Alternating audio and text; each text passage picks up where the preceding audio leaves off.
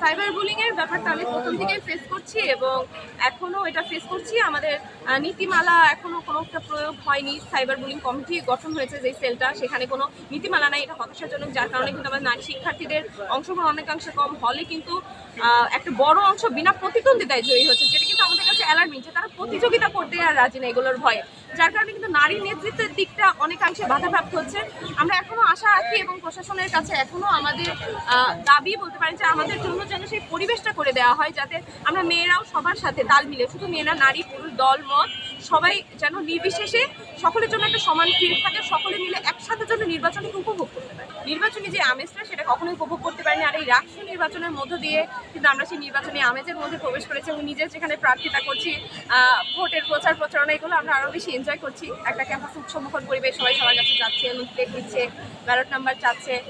গণতান্ত্রিক চর্চার যে একটা ব্যাপার সেটা কিন্তু প্রসার ঘটছে এবং আমরা আশা রাখছি যে আমরা নির্বাচনের শেষ দিন প্রচারণা পর্যন্ত এরকম একটা আমেজ পাবো ক্যাম্পাসে, সকলের মধ্যে একটা সহাবস্থান থাকবে এবং আমাদের জন্য সকলের জন্য একটা সমান ফিল্ড থাকবে, লেভেল প্লেইং ফিল্ড, যার মাধ্যমে কিন্তু আমরা সবাই মিলে নির্বাচনটাকে উপভোগ করতে পারি। আসলে আমার যেই ভাবনা চিন্তা সেটা নিয়ে আমি কথা বলার চেষ্টা করি, সেটা যদি আসলে মিডিয়ার মাধ্যমে কারোর কাছে যে তার আমার কথা ভালো লাগে তার জন্য আমি কৃতজ্ঞ এবং আমি চাই যে এগুলোর মাধ্যমে তারা যদি এখানে আমার কোনো ভুল ত্রুটি পায় তারা যেন আমার একটা গঠনমূলক সমালোচনাও করে।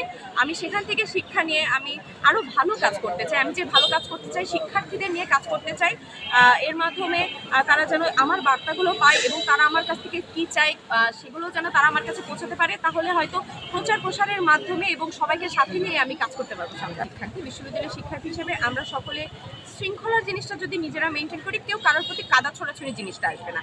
আমরা অবশ্যই সকলে মিলে সচেতন থাকবো, আমাদের আচরণ বিধি নিয়ে সচেতন থাকবো এবং অবশ্যই কেউ কাউকে কটাক্ষ করে কোনো কথা যেন কেউ না বলি। সকলের গঠনমূলক সমালোচনা করব, ভুল ত্রুটির ঊর্ধ্বে কেউ না। ভুল ত্রুটিগুলো শুধরে নিয়ে সেগুলো নেওয়ার মানসিকতা যেন আমাদের সকলের থাকে এবং একসাথে যেন আমরা কাজ করতে পারি। আর অবশ্যই negative publicity, positive publicity, at least সবগুলোই পাবলিসিটি, কিন্তু আসলে আমি চাই যে সকলে ভালো একটা পাবলিসিটি হোক, সকলে একটা ভালো ফেস ভ্যালু নিয়ে ক্যাম্পাসে থাক। কারণ নির্বাচনের পর বিশ্ববিদ্যালয়ে কিন্তু সকলের আমাদের একটাই পরিচয়, সবচেয়ে বড় পরিচয় আমি বিশ্ববিদ্যালয়ের শিক্ষার্থী। আমাদের কাঁধে কাঁধ মিলে চলতে হবে। বিশ্ববিদ্যালয় থেকে বেরোয় গেলে আমি কিন্তু তাকে বলবো যে সে আমার বিশ্ববিদ্যালয়ের বড় ভাই অথবা বড় বোন, সহপাঠী, জুনিয়র, এগুলোই ছিল। এই পরিচয়টাই যেন আমাদের কাছে সবার কাছে দাঁড়ায় আর কি।